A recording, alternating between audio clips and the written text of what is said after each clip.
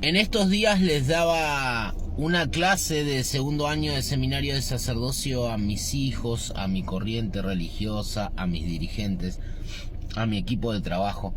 Y charlábamos sobre una base que vamos a construir a lo largo de las clases que tiene que ver con el espiritismo, puntualmente de Kardec. Y algo que no está trabajado. De hecho, yo le compartía esta clase a muchos dirigentes, paradójicamente de otros cultos, más de matrices afro que la Umbanda, y le llamaba mucho la atención y todo esto iba referido obviamente a que no se conoce la obra de Kardec, porque nadie se toma el tiempo de leer tremendos libros súper extensos, riquísimos, pero súper extensos.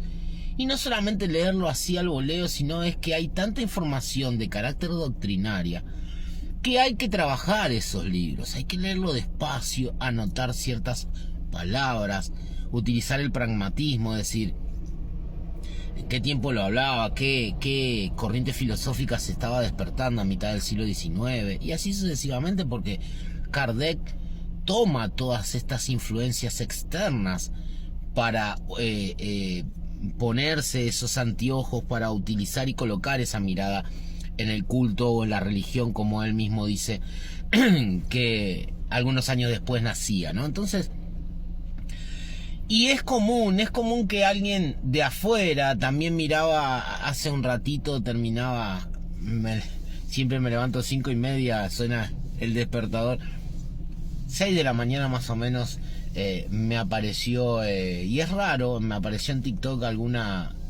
algún video de Uruguay, de una televisión abierta, de un canal abierto de Uruguay. No sé si era streaming, me parece que no, donde hacía una especie de Mirta Legrand, una señora sentada en la mesa, y había un referente musulmán, un rabino judío, un pastor evangélico y un cura, ¿no? 4 referentes o ministros de diferentes cultos, de diferentes religiones. Y a mí me encantó la idea de que a cada uno se le pregunte sobre su religión y que cada uno pueda explicar su religión. Y ustedes me dirán, pero qué locura, Daniel, ¿cómo puede ser esto? ¿Qué te llama la atención? Si es lo que debería ser. Sí, pero no es. Estamos acostumbrados siempre a conocer a una persona o a conocer un culto a través de las palabras o de las opiniones externas. Es común ver en la televisión donde sientan a un referente de nuestros cultos, a un Pai Umbanda, y le empiezan a preguntar que confirme o tire por tierra aquello que ellos suponen o que otros dicen de la Umbanda. Es decir, muy rara vez dejan que un Pai Umbanda hable de la Umbanda. O muy rara vez dejan que una Mai, en su defecto, pueda explicar algunas dudas que se tienen socialmente sobre la Umbanda. No.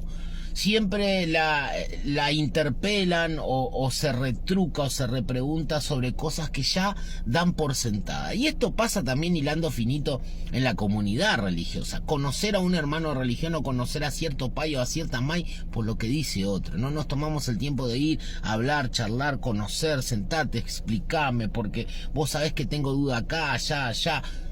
No.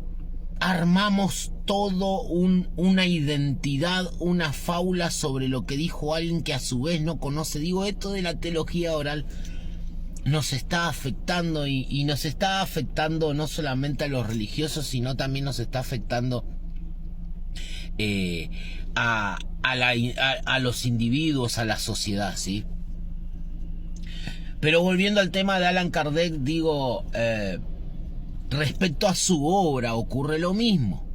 Se nombra rápidamente a Kardec, se nombra rápidamente a la Umbanda Blanca con las mesas kardecistas, cuando Kardec lo único que toma como referencia y nombra la palabra mesa. De hecho hay un capítulo dedicado a eso, creo que el capítulo 5 del segundo libro de Kardec, el libro de los medios, donde habla de la mesa, pero de las mesas giratorias, como un recurso tecnológico de la época.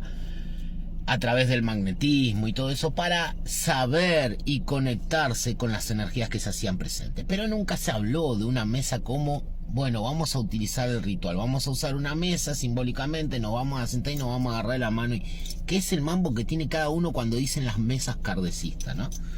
Eso no está en la obra de Kardec, no está en ninguno de los libros de Kardec, no es propio. Pudo haber sido un recurso en alguna época, porque después también con la incursión del círculo espiritista de kardecista de Buenos Aires o la escuela científica Basilio, eso fue desapareciendo, ¿sí?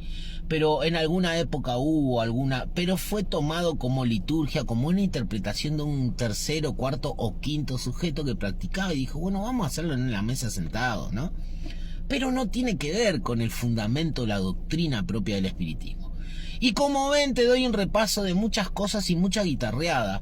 Y yo, trabajando esta primer clase del seminario de sacerdocio de segundo año, me quedaba, y tomé, valga la redundancia, me quedaba con una frase de Kardec que abordaba, ¿no?, la manera de divulgación del espiritismo y cómo explicarle sobre este acto espiritista, sobre esta religión a alguien que no era de religión.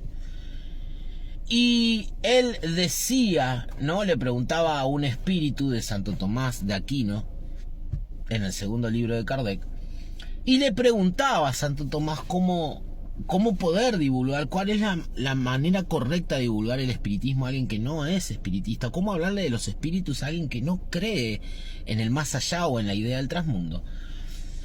Y él tira una frase que a mí me voló la cabeza y me parece maravillosa, y es algo que está pasando en nuestros cultos.